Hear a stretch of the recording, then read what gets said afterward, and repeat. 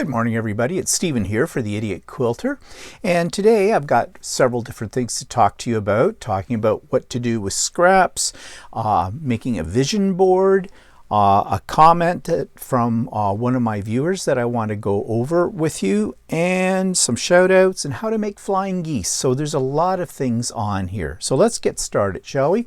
Behind me is a Scrappy quilt, which I'm going to call either weird or loud, or maybe weirdly loud. That might be an interesting name because it is quite loud in the colors that I have on here.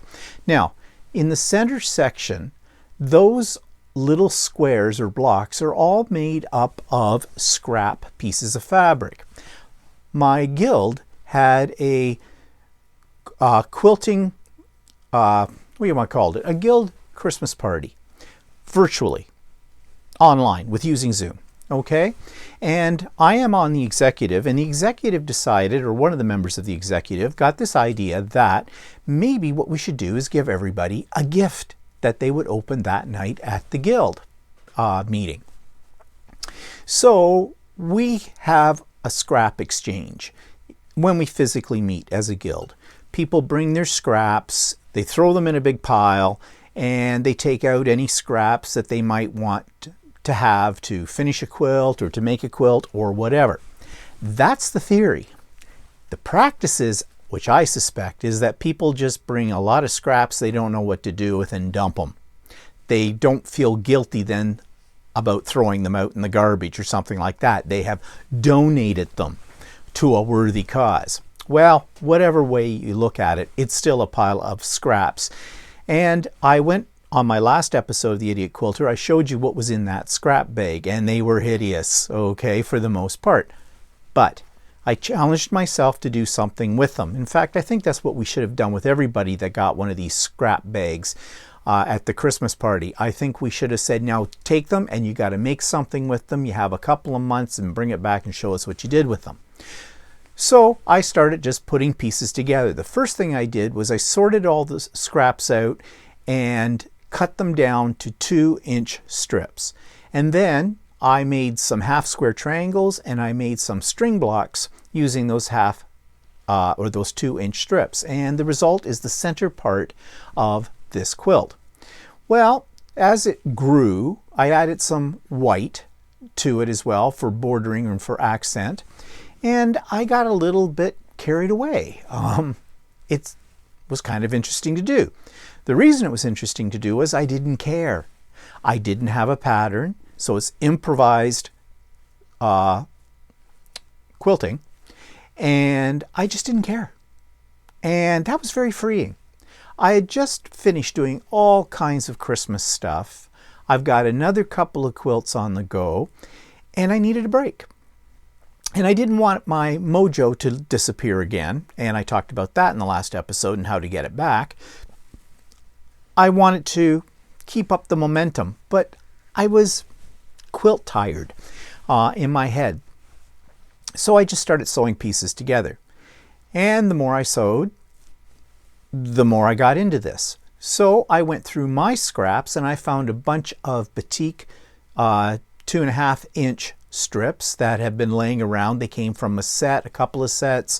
These were the leftovers. So I put those into the quilt. And then I looked at some smaller pieces of fabric I had that weren't really enough to make a whole quilt from, and I decided, let's make some flying geese. And so I have some flying geese on there. So now I need to work on the top and bottom border. I was thinking, and I may still do this, I may make some more flying geese for that, or I might just go back to my batik 2.5-inch strips and do something wonky like with those on the top and the bottom border. And then I think I may go around it one more time with a thin white border or another color, and we'll see how big it is at that size. This has been growing. This wasn't meant to be this big as it is now, and I'm not even sure what size that is. I just keep adding and adding and adding to it. But you want to know something?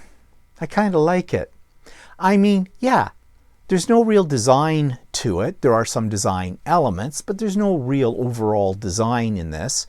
The colors are a mishmash, but they're bright, and I think that's why I like it, because the colors are so bold. and bright. And I think it's just kind of fun.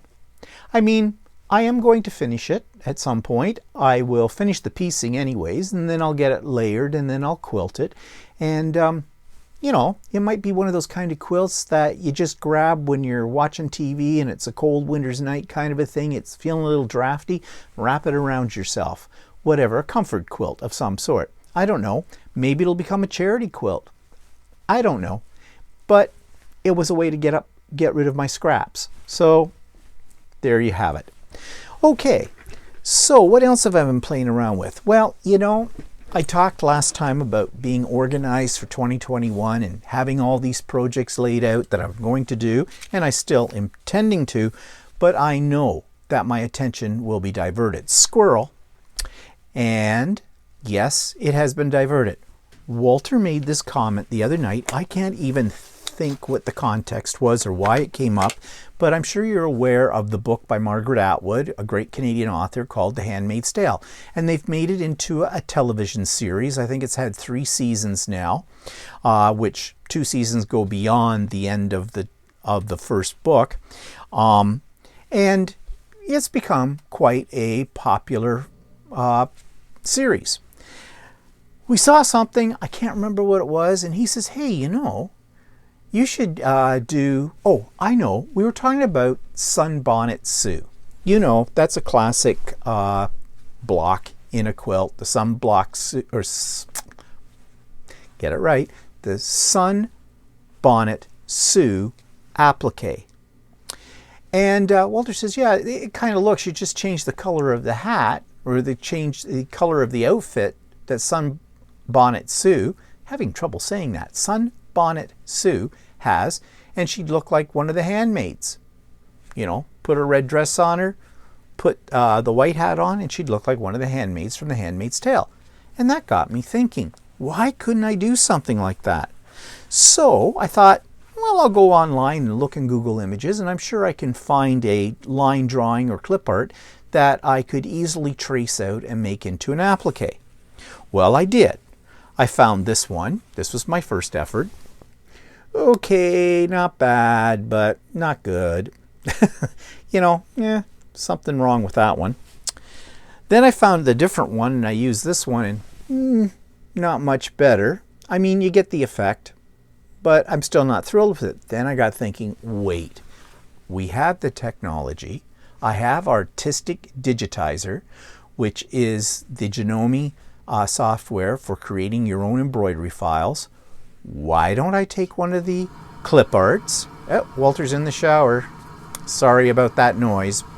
Now I'm thrown off here. Okay, why not create it into a embroidery file? And then I could do the blocks all in embroidery instead of applique. Because I don't mind doing applique, but I'm still just learning how to do applique. Embroidery is a little easier, so I did. So I created this one. These are just test ones at the moment, but I did that one. And I found another design that I kind of liked, and I thought, well, you know, if I was to make this into an actual quilt, I'd like several different designs. So I did this one. And yeah, they kind of work. I cut them both to the same size, and my theory is right now I might get another 1 or 2 designs, digitize those, and I could make a handmaid's quilt out of it. I don't know if I would use these as the background colors or not. I'd probably have black in it for sure because it, you know, it really makes the red pop. I just grabbed a scrap of whatever to see how this would turn out. So I might do something on a little darker color or whatever. I don't know. I don't know if I'll ever get it done. I don't know if I'll go any further than this, but it was an idea. I thought I'd try it. It gave me a little practice with both applique. Well, knowing what I don't want to do. Okay. And gave me practice with Artistic Digitizer for making my own embroidery designs. So that's a future idea. I always have lots of ideas. Whether or not they come to fruition, that's another thing. Okay, so what's next? Well, more projects. Well, you know that I bought a 3D printer, okay? And I've been having a lot of fun with that. And if you saw my latest vlog, I talk a little bit more about that. But, you know, I'd really like to meld my world of mixed media, quilting, and now 3D printing together somehow. Well, I've told you before that I did find 3D print designs for templates and other things in the quilting world, mostly templates.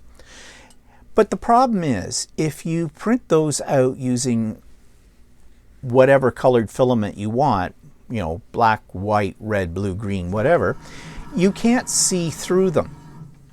And that might be a problem. But I have discovered there is such a thing as transparent filament. Now, I don't know how transparent it is. I've looked at these things online and it's kind of hard to tell. I don't think they're like looking through a plate glass window, but I think you might be able to see what's underneath. So I'm expecting later today from Amazon a roll of transparent filament, and from there I'm going to do some experiments. And I'm going to see if I can make templates out of them and if that really is a useful application for my 3D printer in combination with quilting. I will let you know what the results are of that. Okay, so ongoing projects.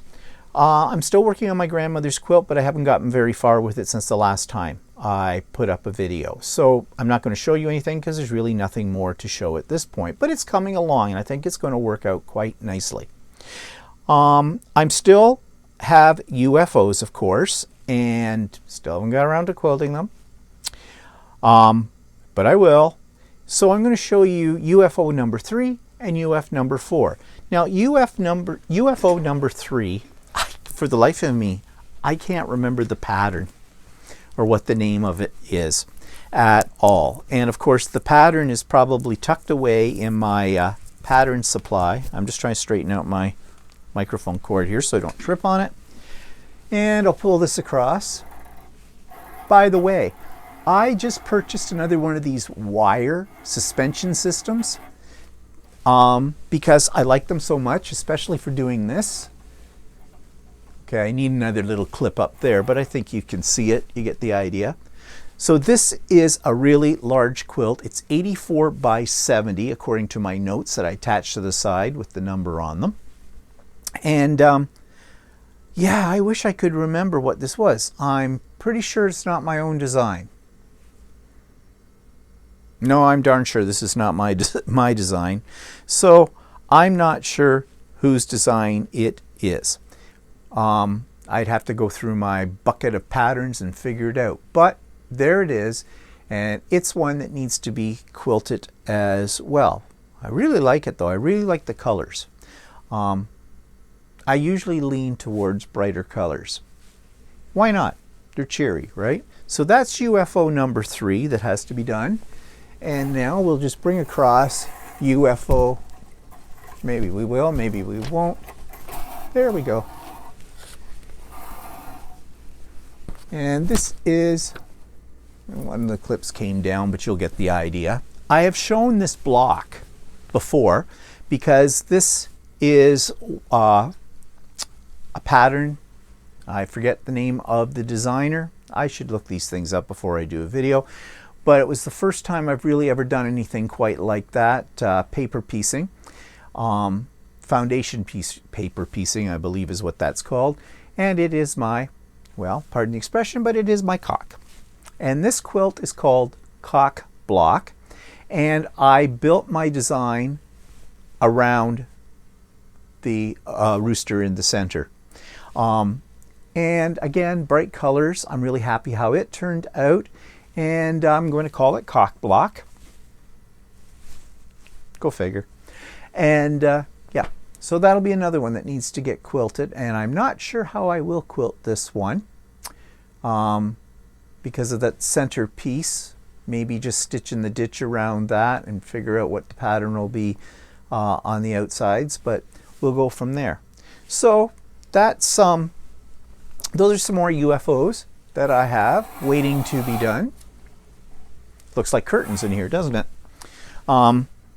So let me just get myself untangled here and sit back down. Okay, so that takes me to a demo I have for you. Actually, this one is a vision board.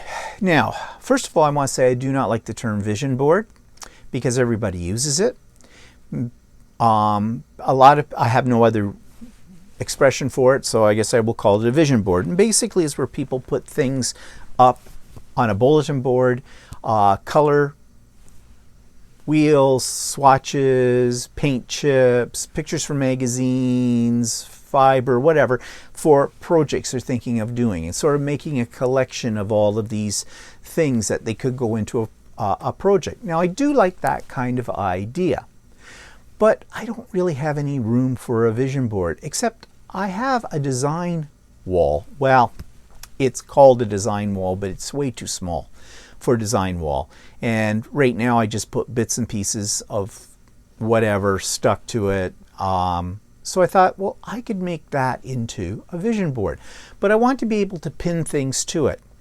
And being the cheap bugger that I am, I was not going out and investing in a whole lot of corkboard for this. So what I did was I created on that design board using a lot of scrap batting, some fabric, a glue gun, a staple gun, and basically I created a vision board that looks like a gigantic pillow. I'm just looking at it now, it's just over to the side, and I can pin to it whatever I want to. Right now I've pinned patterns to it that are on my list to do for 2021. Who knows how this is going to evolve. But what I thought I would do is I decided to video my process in creating this, and I'm going to insert that video right here, right now. So I've decided to make something that some people call a vision board. I don't really like that term vision board. It sounds a little, I don't know, airy-fairy to me, but essentially that's what I'm doing. Now what I have in front of you is my design board, which I never use because it's too small really for a quilt, and it kind of hangs over on this area, which hides a lot of my paints and mixed media products that this is my only storage area for those.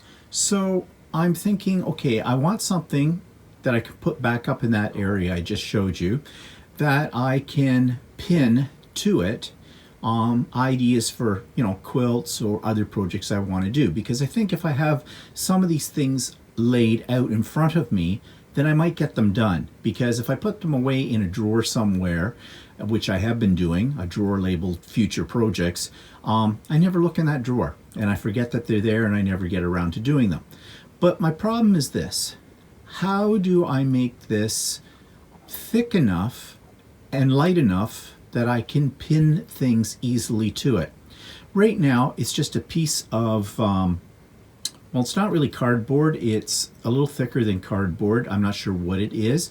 Actually, it's a type of board, book board basically, that you would use if you're making journals.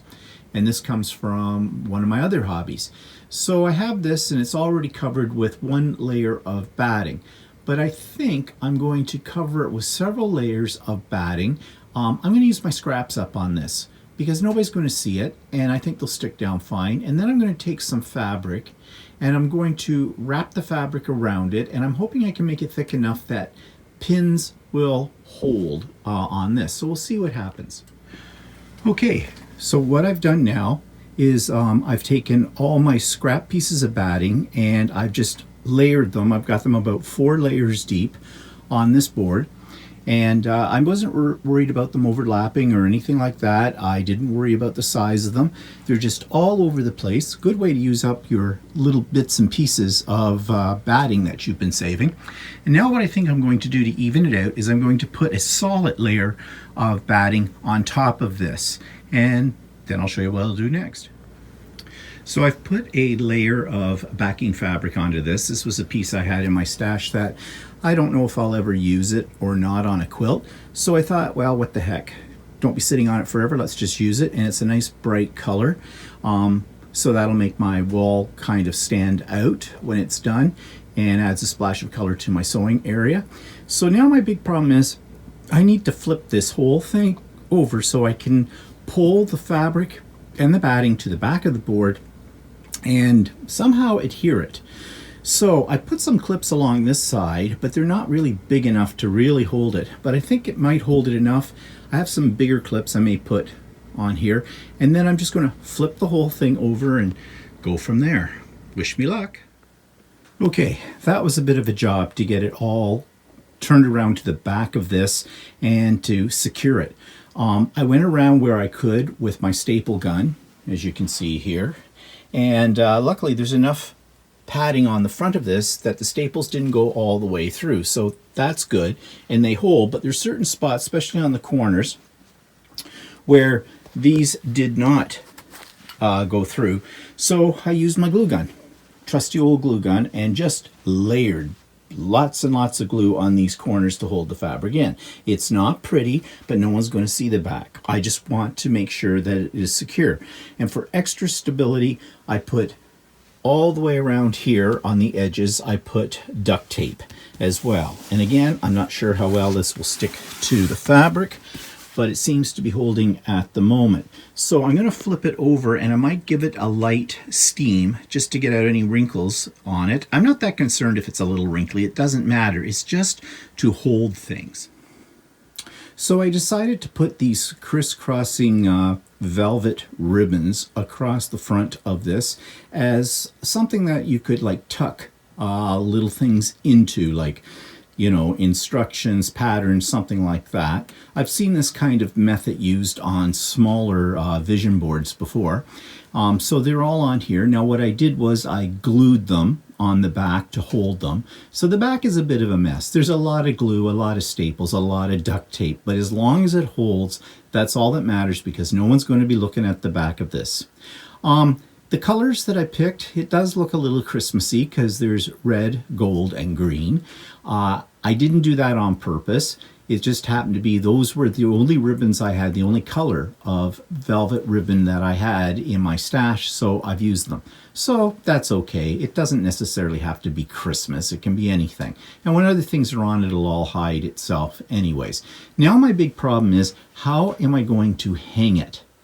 So what I've done is I've marked spots at the top, which is now kind of at the side, and you can't see them, but I put pins in the spots that line up with the hooks that I have on that shelving unit.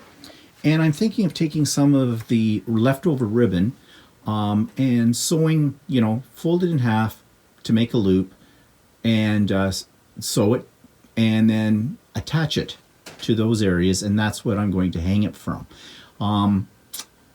Probably a better way would be to make a sleeve for this, except sewing it on is have to do it by hand, and maybe I could glue it, but I need a rod, and I don't have a rod that would be one long enough.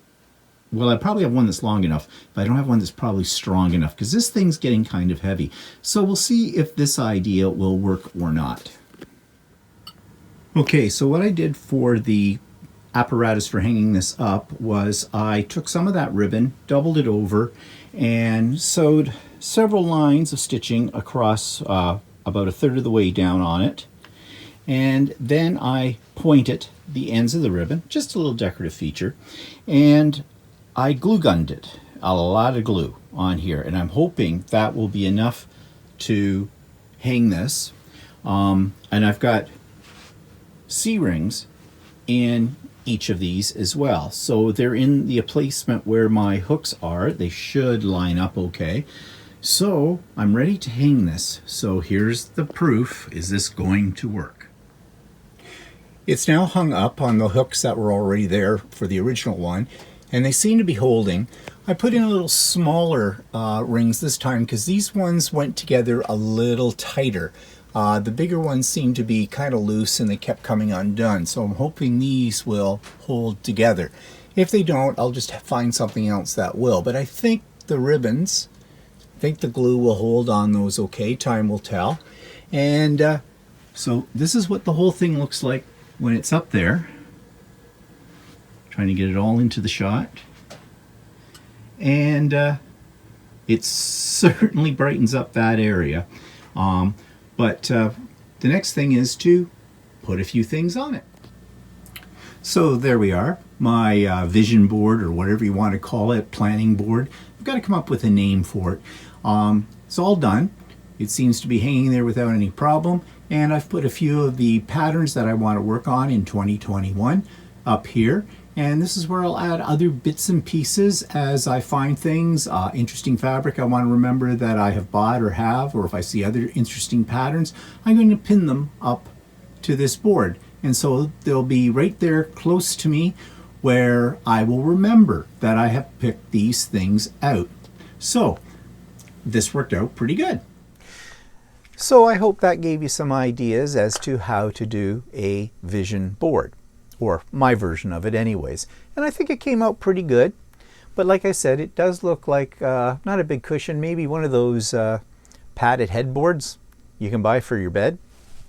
Whatever, it works. And it adds a splash of color to my little sewing dungeon down here. Okay, so recently I got a very lengthy comment from one of my subscribers, Linda, who also owns a 15,000 Janome, and she'd been watching my videos about all the problems that I had had with it and what I was doing to solve that problem. And so she wrote me this comment, and I want to share it with you. Hi, Stephen. I just want to let you know, in case anyone else contacts you because of your videos regarding the 15,000 issues. My dealer contacted me, and I went to their shop on Saturday with my machine and all supplies, including the embroidery design. She was having the same problems as I was. The tech and the owner were to watch me thread the machine and prepare the hoop. The design stitched out perfectly. I had just done 2 samples the day before at home, and they were awful. That's always the way, Linda. I know. I've been there. I was really confused and, of course, embarrassed. The tech was thinking and thinking, and then asked me what my machine was sitting on. He told me to go home and put a level on it, and explained that the embroidery unit had to be perfectly level or it would not stitch right. He was so patient and explained other things like the shapes of the different needles. To make a long story short, I moved my machine at home, and voila. After 2 years of awful stitch outs, it worked. A simple fix that nowhere along my line of trying all the user error stuff had I seen or been told to try. I'm sorry, I lost my line. Stuff I'd seen or been told to try. Some other 15 users to try that as well. Oops, no wait, try the level and or stability of the table. It must be out there somewhere, but hopefully it will help some other 15,000 users to try that as well. Thanks again for your input. I hope to be happily embroidering for a while now, Linda. Okay, that is something I never thought of, but actually I had, but I forgot. When I first got my 15,000 and the embroidery unit, for those of you that don't know what I'm talking about, there's an embroidery unit on it. Most embroidery combination sewing machines have the embroidery on the side of it, and there's a place to connect it. On the 15,000, the embroidery unit's at the back, and there's an arm, and it opens out onto, to your work area. And that's what you hook the hoop up to. Well, when I first got the machine, I was having problem getting the embroidery unit to connect to the main machine. It slides in at the back. There's a little, like a rack on there that it rides on. And then I figured out why I was having that problem. I had it on a collapsible table, and the collapsible table is made out of heavy-duty plastic, standard kind of thing. And there was a slight slope in the middle. So the embroidery unit was not sitting level with the back of the sewing machine. When I figured that out, I got a big, thick board. Actually, countertop is what it was from, I think. And I'm looking at it over here on the side. And I just put it underneath the sewing machine, and there was enough space to put the embroidery unit on that, and that solved my problem. The embroidery unit slid in, slid out very nicely. So in a sense, what I had done was level my machine. And according to what Linda has written here that she heard from her tech, that solved her problem. Now, that was not the problem with my machine. That had nothing to do with the problems I was having. But I'm so happy for Linda that she was able to find this very simple solution. But yes, she's quite right. Why does Janome not tell us to do that? There is nowhere in the Janome manual that states anything about leveling that unit. Now, looking at it right now from where I'm sitting, I notice there's a couple of little wheels that are partially visible at the back and at the bottom of the embroidery unit. Now, I bet you those are leveling wheels. So maybe just for shits and giggles, I'll put a level on it and see how level mine really is, but I'm not having any problems with it now. But anyways, thank you, Linda, for writing to me about that, because I think other people would find that very useful information as well. And in fact, even if you don't have an embroidery machine, it's probably a really good idea just to check out the level of your machine. Because, not saying that it really affects it or not, but hey, I think they should be kept as level as possible just to avoid any other kind of errors that might come because of that situation. So thanks again, Linda, for that. Okay, so I have another demo for you, and it has to do with this quilt hanging up, the Weird Loud quilt, and it's with the flying geese. Now, there are many, many different ways to make flying geese, and I have tried many of them. But I took a class where we were making a quilt that was all flying geese, and the instructor recommended this ruler. And the ruler is called the Ultimate Flying Geese Tool, designed by Deb Heatherly, and it's by Creative Grids. I have other rulers, and I know you can't see that very well. I have other rulers that do flying geese. There's some really good ones from Quilt in a Day, and I was using those before. This is better.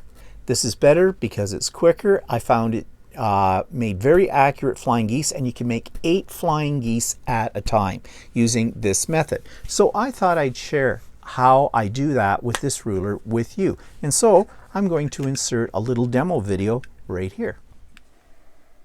So I'm going to show you how I make flying geese, and this is a flying geese right here, or flying goose. I'm not sure what you say about it, but basically it's a couple of square blocks on a rectangular block, or piece I mean, sewn to each side. Now, there are many ways to make flying geese, and I have tried many of those different ways. There's also a lot of rulers out there that will help you make the flying geese, and I'm going to show you the one I like the best today, and that's this ruler called Ultimate Flying Geese Tool, designed by Deb Heatherly, and it's by Creative Grids.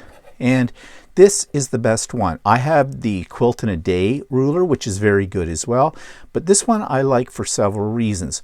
One, it gives you the sizes of different flying geese and what you need to make them. 2, you can make 4 flying geese at once. And 3, it makes it very accurate in your cutting, and you can go through the flying geese very, very fast when you're making them. So I'm going to show you how to use this ruler and how I make the flying geese. Now, as I said, there are many ways to make flying geese. This is the method I like the best. Before I used this method, I used to use the Quilt in a Day ruler, which worked really well as too. But I went to a class where we had to make a lot of flying geese, and this was the ruler that was recommended by the instructor, and I have found that this works really, really well. Okay, and I just want to straighten up my camera a little bit because it looks like it's sagging. There we go. Okay, so I already showed you the flying geese. What else do you need besides the ruler? Well, of course, you're going to need your rotary cutter. You're going to need another ruler or straight edge, or you could use that ruler, and a pencil. I have a mechanical pencil. You're going to need your iron. I'm using pins. I'm using magic pins, but you can use any kind of pins for this that you like. Pinning, though, is very important to keep things accurate. And then you're going to need your fabric. Now, to make this particular flying goose, you need 2 different fabrics. You want ones that coordinate or contrast, whatever. It depends on what you are trying to create. As I said, this ruler gives you, let's get the glare off. Very difficult to get the glare off. Okay, you probably can't see it very well, but in here it gives you a dimensions for cutting the large square and small and the 4 little squares. I'll talk about those in a minute. And there's a letter beside each one of these. Now I'm making 3 by 6 finish size flying geese. So according to this, that is F, and I need 1 square of fabric that's 7 3/4 in size, and then I need 4, it tells you here, cut 4. I need 4 squares of my contrasting or complementary color that measure 4 1/4 inches each. And when I put these together, I'm going to come up with 4 flying geese units. Okay, let's see how this works. All right, right here I have my 7 3/4 inch square of fabric.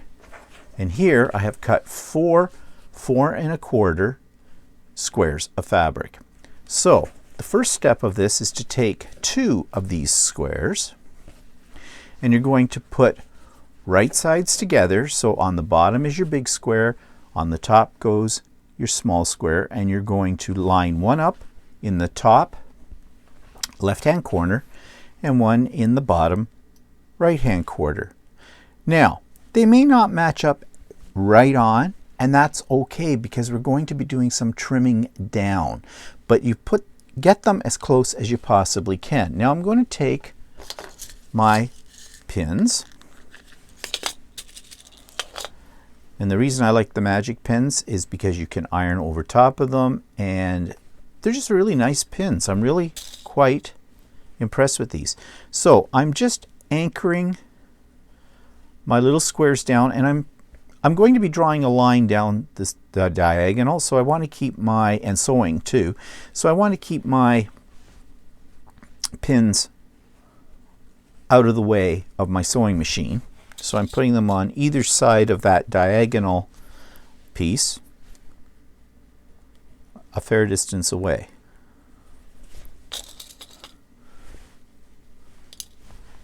So I have this pinned down now, and what I'm going to do is I'm going to take my pencil and I'm going to take my ruler, and as I said, you could use the ultimate flying geese ruler for this. You just need a straight edge, and you're going to go from diagonal to diagonal, corner to corner.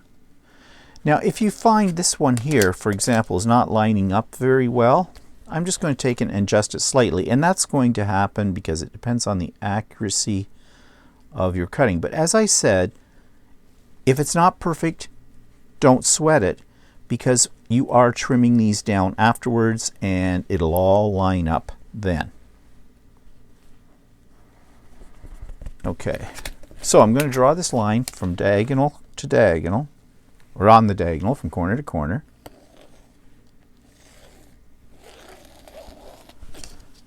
I don't know if you can see that, but I have a line here. Now what I'm going to do is I'm going to take it over to the sewing machine, and I am going to sew 1/4 inch away from this diagonal line on both sides. And when I come back, I'll show you what that looks like.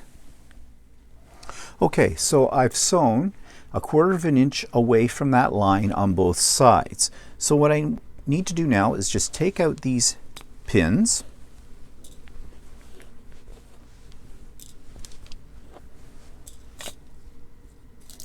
Get those out of my way before I spill them all over everything, because I would do that. Take a ruler, take your rotary cutter, and you're going to cut right down that line you drew. So I'm lining that up.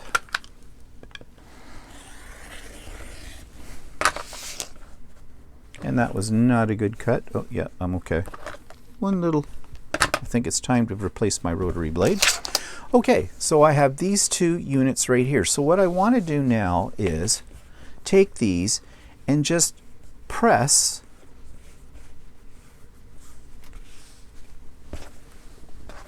each one.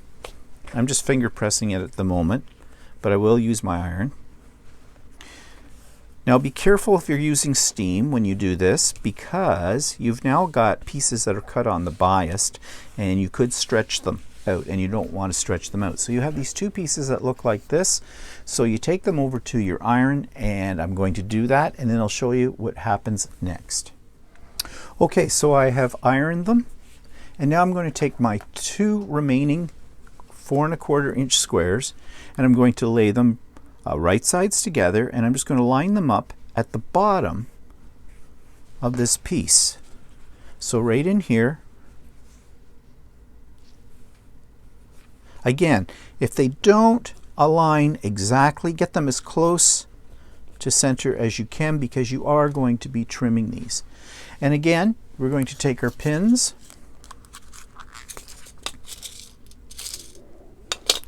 and we're going to pin like we did before, leaving lots of room to be able to sew without having to take the pin out. And I like to put in 2, one on either side. It just keeps everything nice and square and secure. Sorry if you can hear my stomach growling. It's early in the morning. I haven't eaten anything yet. Just had coffee. Okay. Take our ruler again, and we're going to draw a line from this point to this point on each of these squares. So another diagonal line.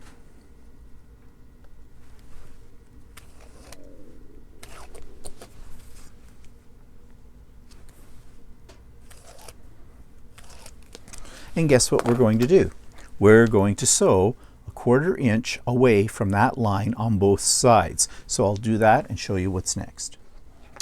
So I have both of these pieces sewn 1/4 inch away from both sides of that line. And now I'm just going to cut them in half. And again, I'm going to do the same thing as I did last time. I'm just going to put my ruler on that drawn line. Oops. First of all, though, let's take out the pins. It's going to make holding my ruler down a little bit easier. Don't ever try to cut with your ruler resting on a pin head, because that makes your ruler unstable, and that's when an accident can happen with your rotary cutter. So we've got those pins are out. Now we're just going to cut along that line. So we have 2 pieces that look like that. And we're going to do the same thing to this piece.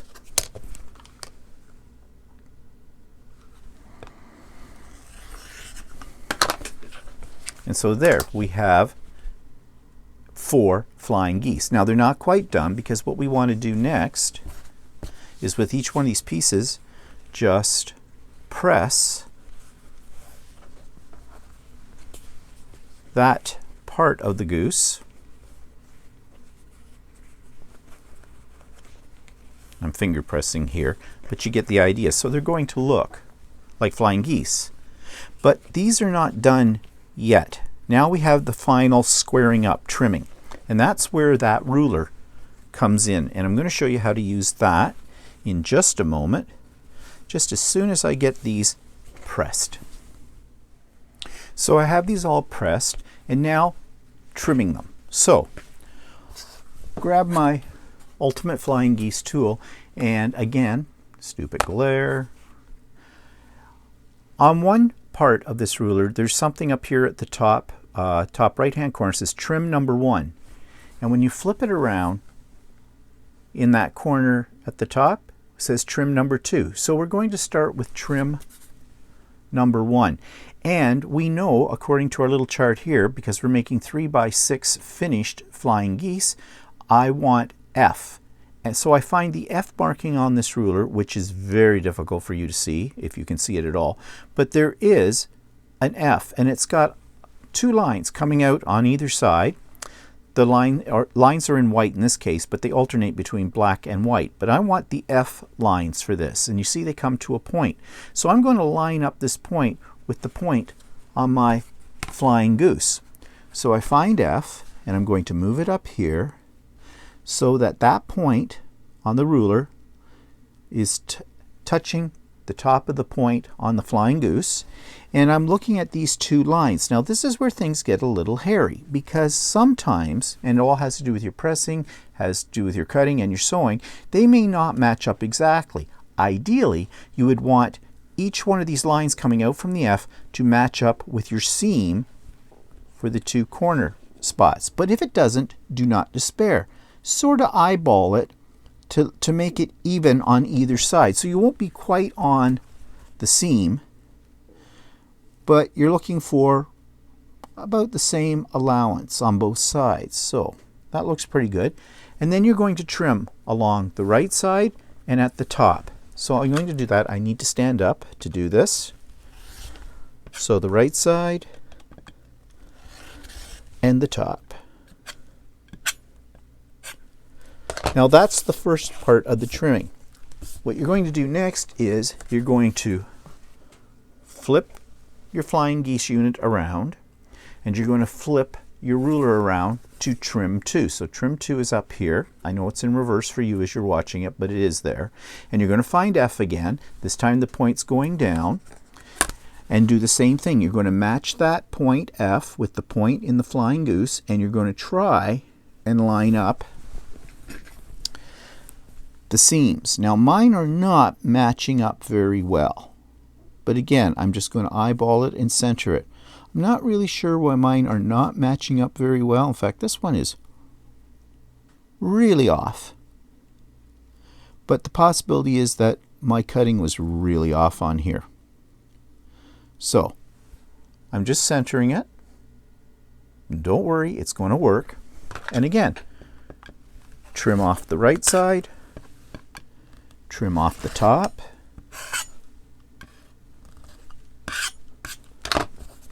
and there. And we have a flying geese. And this flying geese should be 3 inches this way, 6 inches this way. So I'm just going to measure it here on my mat. Oh, sorry, it should be 3.5. The finished size is 3 by 6, but you have to have the allowance, seam allowance. So add 1/2 inch when you're finished trimming this to the length and the width.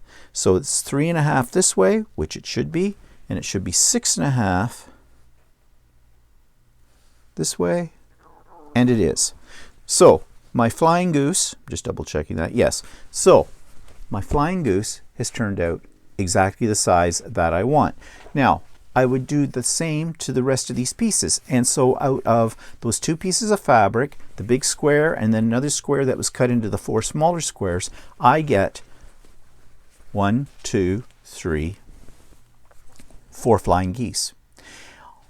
When you're making these, the first time you do it, it's going to be a little bit on the slow side. But as you get going, you can manufacture these very, very quickly. And you can also chain piece them when you're doing the sewing part as well. So that's how I make my flying geese using the, where is it? The Ultimate Flying Geese tool from Creative Grids. So I hope you found that demo useful. And we're coming to the end now, so shout out. Here's another YouTube channel that you might find really interesting. It's called Lisa Capen Quilts. And she shows you all kinds of tips, tricks, and techniques for your quilting. She also shares different projects with you. Her instructions are really clear. Her videos are very professional. And I think you'll really enjoy what she has to show you. So I've put that link in the show notes below. And then that takes me to some new fabrics. I haven't bought fabric in a while, can you believe it? It's not like I have a lack of it. But the other day I did make an appointment to do some shopping at my local quilt store, Ultimate Sewing, here in Oshawa, where I live. And shout out to them, as always. And they had a new line of fabric in by Tim Holtz. Now, those of you that are crafters know exactly who Tim Holtz is. I have followed Tim Holtz for years in my mixed media journey, and I love his products. And I did know that he made fabric, and I have bought some of his fabric before. But this is a new line he's come out with, and it's stunning. I love it. I absolutely love it. So I had to have it. Didn't go in to the store for this, but when I saw it, I got some. I think Walter bought some too, because I think he's thinking of making a shirt out of it, and I think it would be a cool shirt. But I bought 2 meters of these two right here, and I bought a complementary fabric to go with it. This is not Tim Holtz, but it goes very nicely with these two. Let me just put the 3 of them together so you can see what I mean. So I have 6 meters of fabric here, and that's enough. I can make a quilt out of that, but I have no idea what pattern I'm going to use. And so I'm going to have to go through my pattern box and see if I can find a pattern that I feel is worthy of this fabric. And I'll let you know what I find out from there. Okay, so that's it for me right now. I just want to say that I wish you a happy Christmas, because Christmas Day is upon us. As I create this, it's the 21st of December, so 4 days away from Christmas Day. It's not going to be the same as any other year. We all know that. And I just hope you have a great Christmas in spite of COVID. And I hope, though, that it's not only a great Christmas, but it's a safe Christmas. So have a great Christmas. Have a safe Christmas. Have a great week. And we'll see you in the next episode of The Idiot Quilter. Thanks for joining me.